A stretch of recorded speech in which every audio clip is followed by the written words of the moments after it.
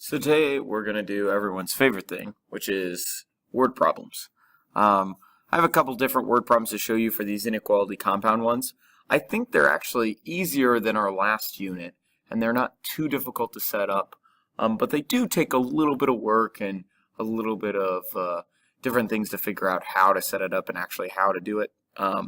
We'll spend a little bit today just working through it. So I got 3 examples today, and then I'll have you try them on your own. Let's see the first example. Okay, so for the first example, it says, to get a final grade of a B, a student must average on 5 tests greater than or equal to 80 and less than 90. So here's like our compound of getting a B. For getting a B, we would need to get our lowest that we could get would be an 80.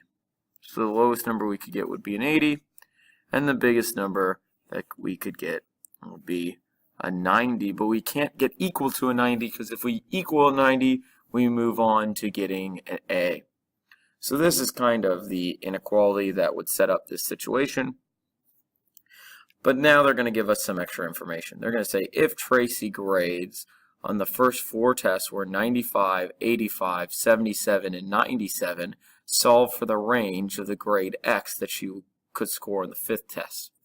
So here's how we kind of want to do this. We know that Tracy wants to get somewhere between an 80 and a 90. And we want to figure out what grade she wants here. Well, let's figure out how we'd find the average of her grades. We'd find the average of her grades by adding up all her grades. So let's add up all her grades. She got a 95, she got an 85, she got a 77, she got a 97, and we don't know how much she got on her last test. So let's just call that X. And to find the average, we'd have to divide it by how many tests she has. Well, let's count up her tests. She has 1, 2, 3, 4, 5 tests. And we know that she wants that grade that she gets when she averages it to be somewhere between an 80 and a 90. So let's go through and try to solve this. The first thing I would do is I'm dividing everything by 5, so I'd want to get rid of that. I'm going to times this side by 5 to cancel it. And as we learned yesterday, we should times this right side and this left side by 5. That's going to give me 400. I'd have 95 plus 85 plus 77 plus 97 plus X is less than, and 5 times 90 is going to give me 450. At this stage, I'd want to add all this stuff up together to see what that gives me. So I'm going to add it all up. I'm going to do 95 plus 85 plus 77 plus 97.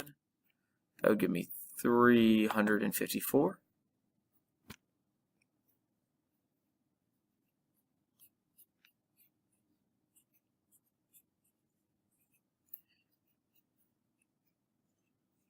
And then we'd get rid of the 354 by subtracting it. And again, we have to subtract it to each side.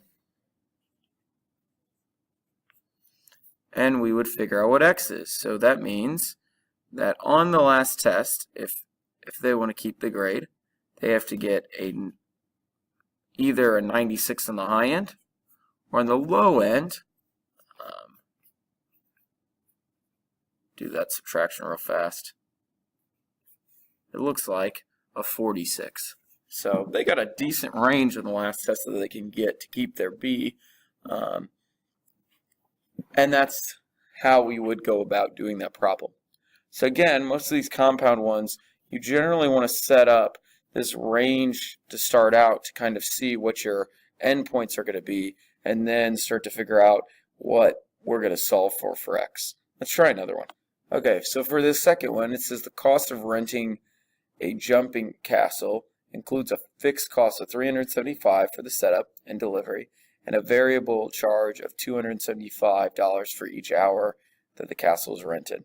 Hermione would like to rent a jumping castle for a party and was willing to spend a minimum amount of $1,475 and a maximum amount of $2,575. solve for the range t for hours. So again, I'd first like to set up my compound inequality. So I know the lowest amount they're willing to spend is 147.5, and the biggest amount they're willing to spend is 2575. So it's somewhere in between there. Again, we're going to figure out kind of what x is in the middle here. So for that one, they said the low amount is 147.5. They had initial fixed cost of 375, so that's only a one-time thing. And then a variable cost, so something that changes, so 275x, and that should be less than or equal to the maximum amount they're willing to spend. So now we'll kind of solve through this. So on this one, again, we'd want to go through and solve it. So we're going to do minus 375, minus 375, minus 375. And then what we're going to have happen is we'll have 1001 over here. We'll get 275 in the middle, x here. And then, oh, that's 200 over here. And then to get x by itself, we would divide by 275. Hopefully this comes out to be nice numbers. I do not know if it will be, but we shall see. Whoops. So that's 8. And the other would be 4. So if they want to rent the bouncy castle, they know that they can rent the bouncy castle between 4 and 8 hours. So let's do our final word problem. This one says, Uther has been driving nonstop along a highway for 5 hours. The minimum speed permitted on the highway is 45 kilometers per hour, and the maximum speed is 60 kilometers per hour. Solve for the range and distance that Uther could have been legally traveling and give your answer as an inequality. Now, a lot of you guys might panic a little bit because it says distance, rate, and time, and you remember how hard those are, but I think this one's a little bit easier. For this one, again, we're going to start with our minimums and our maximums. And so the minimum speed is 45, the maximum speed is 60. And now we're going to think about the situation. In this situation, they've been driving for 5 hours.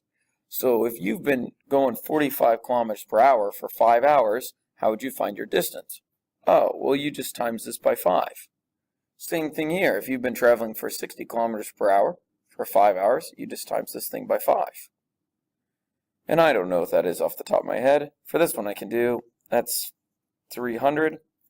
The other one, I have to use a calculator, so I'll do 45 times 5 and get that to be 225. So we know that in 5 hours, at the low end, he's gone 225. At the high end, he's gone 300. And that's how you would do this problem. All 3 problems today, again, I would start out by making this compound inequality and then figuring out what they want to either do for x or how they want to multiply these sides to make them bigger.